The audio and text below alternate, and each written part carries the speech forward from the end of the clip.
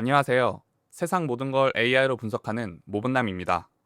이번 달 8일 영국 파이낸셜 타임즈가 애플이 창신 메모리 CXMT에서 만든 중국산 디램을 시험대에 올렸다고 보도했습니다. 양산 승인 직전에 거치는 기술 검증입니다. 그런데 애플은 아무 칩이나 쓰는 회사가 아니라서 이 검증을 통과하면 창신 메모리 품질은 세계 시장에서 인정받은 것이나 마찬가지입니다. 그 창신 메모리가 오는 27일 상장하는데 걷는 돈이 최대 15조 원으로 중국 반도체 역사상 가장 큽니다. 오늘 분석할 건 두 가지입니다. 창신 메모리가 삼성전자와 SK 하이닉스를 위협할 것인가? 위협한다면 어디서, 언제부터인가? 먼저 이 회사 실적이 왜 이렇게 좋아졌는지부터 봅니다.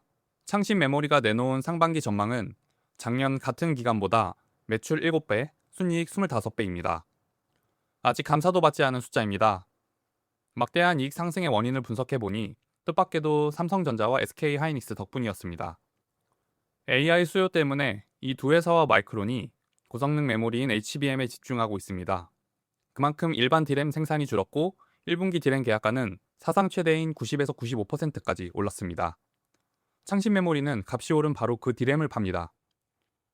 반도체 분석업체에 따르면 실제로 팔린 용량은 11% 늘었는데 판매가는 57% 올랐습니다. 잘해서가 아니라 남들이 비켜준 자리에서 값이 올라 번 겁니다. 그러면 창신 메모리가 이번 상장으로 받는 돈과 그 용도를 살펴보겠습니다. 창신 메모리는 이번 상장으로 6조 5천억 원을 거둘 계획이었습니다. 그런데 실제로는 12조 7천억, 초과 배정까지 채우면 15조 원이 넘습니다. 삼성전자가 지난해 반도체에만 47조 5천억 원을 쓴 걸 생각하면 적은 돈입니다. 하지만 이게 전부라고 보면 틀립니다. 회사가 있는 도시 허페이와 중국 정부 펀드가 지분 30%를 넘게 갖고 있습니다. 언제든 돈을 더 넣어줄 주주가 있다는 뜻입니다. 게다가 1분기 순이익만 5조 3천억 원입니다. 즉, 상장으로 걷는 돈은 여윳돈이지 미천이 아닙니다. 그런데 돈으로도 못 사는 게 있습니다. 반도체 분석업체 추정으로는 올해 말이면 창신 메모리가 원판을 찍어내는 양이 월 35만 장으로 마이크론과 비슷해집니다. 하지만 칩 하나의 크기가 삼성 것보다 40에서 50% 크기 때문에 같은 원판에서 나오는 칩은 그만큼 적습니다. 칩을 작게 만들려면 첨단 노광 장비, EUV가 필요한데 미국이 중국에 파는 걸 막아뒀습니다. 그래서 원판은 세계의 17%를 찍어도 실제로 파는 용량은 12%에 그칩니다. 게다가 제대로 만들어지는 비율, 수율도 아직 낮습니다. 돈으로 공장은 지어도 수율은 못 삽니다. 여기까지는 디램 전체를 합쳐서 본 숫자입니다. 그런데 쓰임새별로 나눠보면 얘기가 달라집니다. 창신 메모리 공모 서류를 보면 매출의 66%가 휴대폰에 들어가는 디램이고 32%가 서버와 PC에 들어가는 디램입니다. 휴대폰용부터 봅니다. 그중 한 세대는 조사업체 트렌드포스 집계로 이미 세계 1위입니다. 서버와 PC용은 아직 그 정도는 아닙니다. 다만 커세어, HP, 델이 창신 메모리 제품을 쓰기 시작했습니다. 중국 안에서만 팔던 회사가 밖으로 나오기 시작한 겁니다. HBM은 생산 능력의 2%도 안 되고 15조를 어디에 쓸지 적어낸 계획서에는 항목조차 없습니다. 그런데 이미 1등이라는 그 휴대폰용 자리에 하필 삼성이 서 있습니다. 왜 하필 삼성인지, 그리고 2022년에 비슷한 일이 있었는지 봅니다.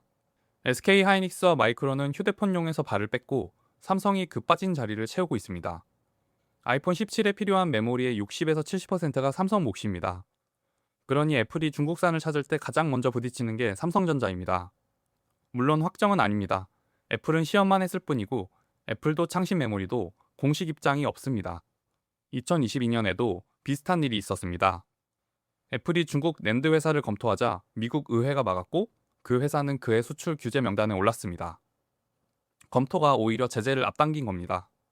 첫 번째 질문의 답입니다. 휴대폰용은 이미 위협이고 서버와 PC용은 위협이 오는 중이고 HBM은 아직 아닙니다. 그럼 HBM은 언제부터인지 봅니다.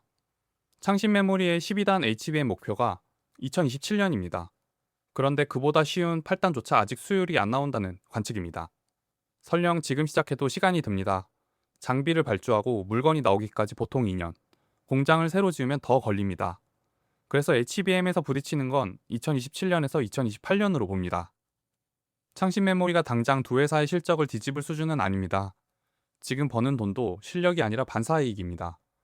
그 값을 올린 건 우리 두 회사입니다. 다만 마음을 놓을 일은 아닙니다. 15조가 들어왔고 중국 정부가 핵심 산업으로 붙들고 있습니다. 추격에는 늘 대비해야 합니다. 지금 분석은 모두 AI를 기반으로 진행한 것입니다. 여러분들은 중국 메모리의 본격적인 위협이 언제라고 보시나요? 댓글로 남겨주시길 바랍니다. 좋아요와 구독도 큰 힘이 됩니다. 시청해주셔서 감사합니다.